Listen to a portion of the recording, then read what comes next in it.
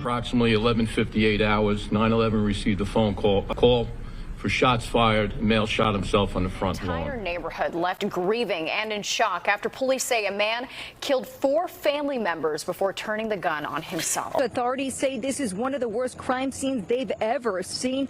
Absolutely horrific, and neighbors and loved ones, they were already mourning the loss of a loved one, of their mom who died, and now they're grieving an entire family. Their 4 siblings were set to meet with a realtor to discuss selling their childhood home. Their mom died last week. She was 95 years old. Police say the youngest sibling, 59-year-old Joseph DeLucia Jr., shot and killed his 2 sisters, his brother, and his niece. He decided that day to get a loaded Mossberg shotgun, 12 gauge, approached them in the rear area of the house, and from the kitchen fired 12 shots, striking all 4 of them multiple times.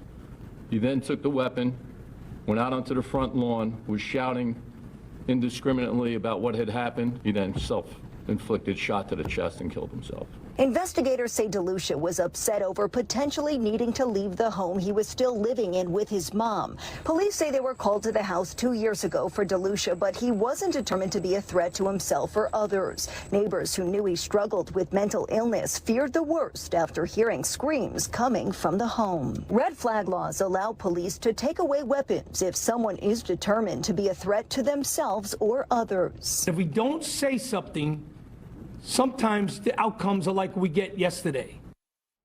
And Nassau Police tells us the gun was illegally possessed. They're still working on where and when it was purchased. And neighbors tell us the cars of those victims are still parked outside tonight.